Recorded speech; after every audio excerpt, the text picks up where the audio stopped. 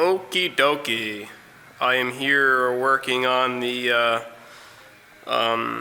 Odyssey again. I'm working on taking the front wheels off because I have a set of tubes for that as well.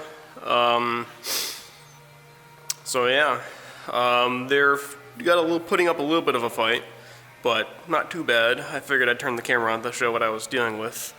Got a little bit of a different orientation here because there's a set of tires out that are getting retreaded and all these wheels were getting repainted and whatnot, so they look nice and pretty again. There's a pickup truck over here in front of the mixers because in the other garage there's a big cat loader out there that's taking up a lot of space. Both loaders that are here needed their yearly maintenance done, so they're taking up the space up in the front there, which is why this truck is back here. So it's a little bit cramped. So basically what's happening is I have the nuts off, but apparently these front wheels and tires have never been off of the Odyssey. So I'm having to take my dead blow and just whack it off. It's not too bad, but apparently these tires have never been off here.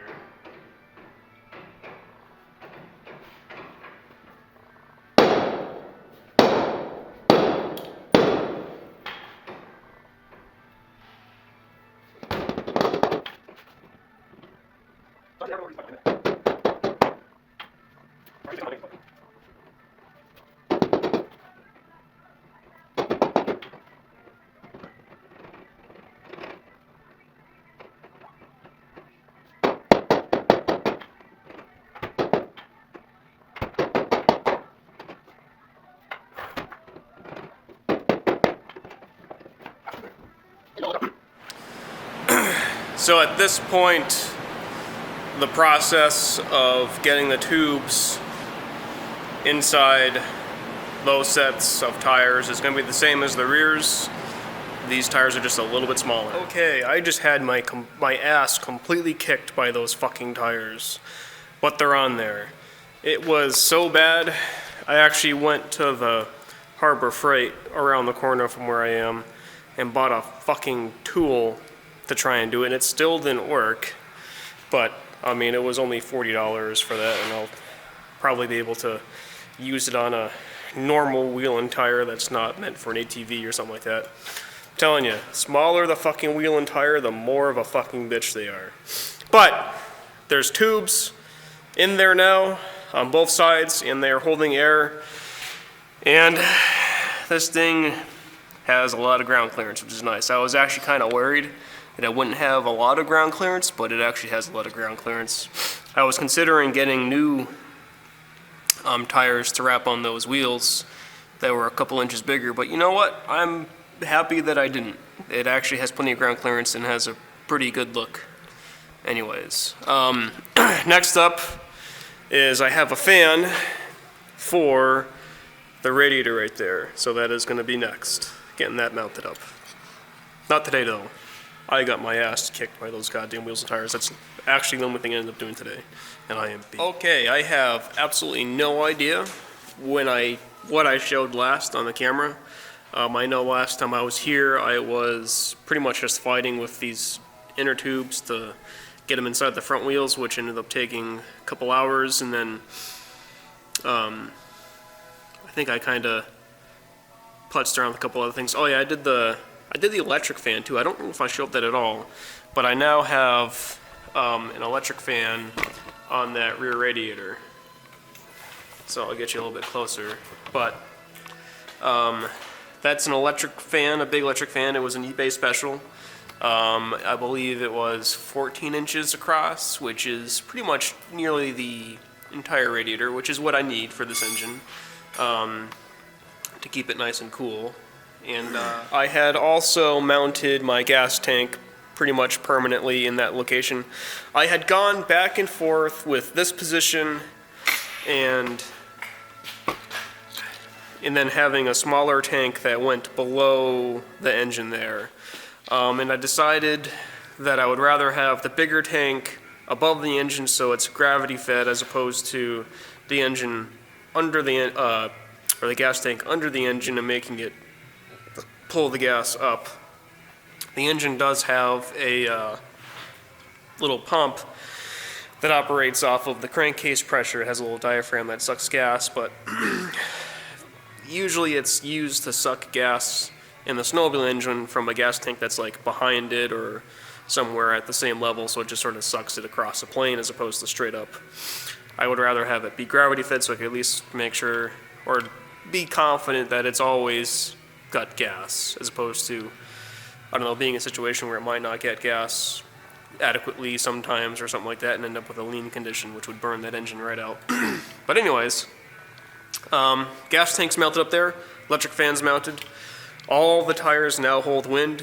What I was preparing right before I turned this camera on was some hardware so that I could go ahead and mount the front fenders onto their locations. There were nutsert type plates that went behind that plastic panel there to sort of extend the bodywork and mount the fenders like that, but there's some sort of weird metric size, so instead of buying new hardware to go in there and trying to figure out what size thread pitch and whatnot goes in there, I just drill them out with a 1/4 inch drill bit, and then I'm just going to use 1/4 inch hardware with a locking nut of some sort to mount those fenders. Then I also have to go ahead and find a way to mount the rear fenders too. That'll be another project for today, and then I don't know, we'll see what happens. I gotta do some wiring, figure out the throttle cable.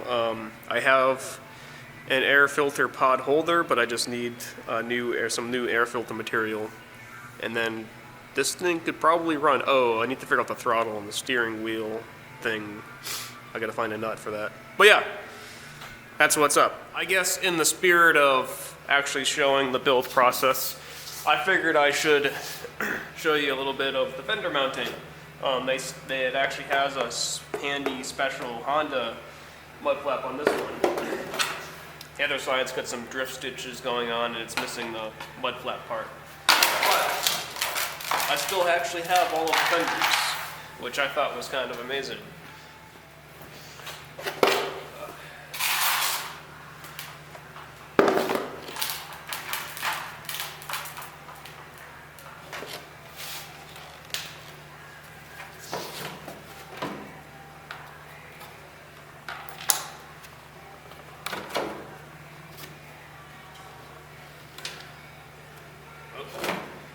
I need the next size up hardware.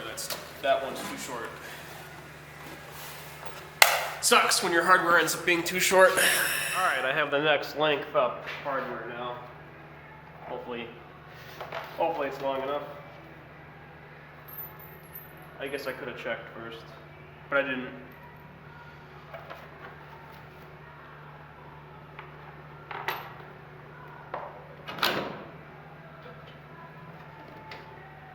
Oh yeah, I got plenty of length now.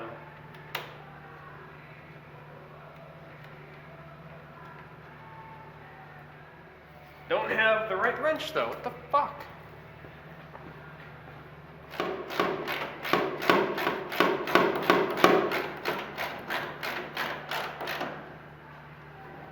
Alright, there's one.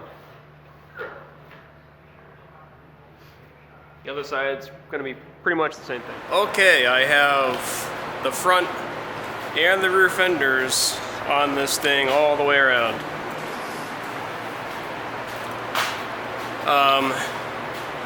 Because the rear section of this is kind of bastardized, where the fenders mount is actually too high,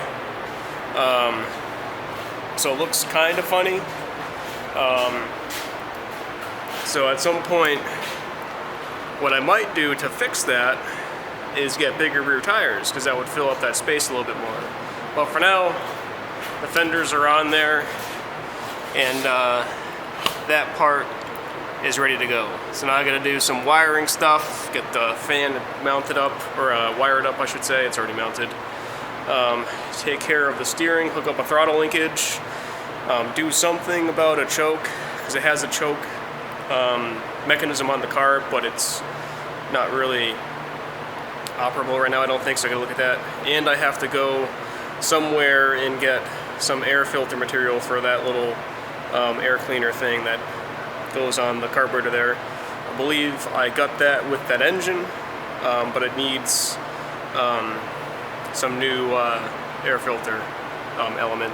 So there we go. Right there. Ready to go. Just about. Almost. Hell yeah.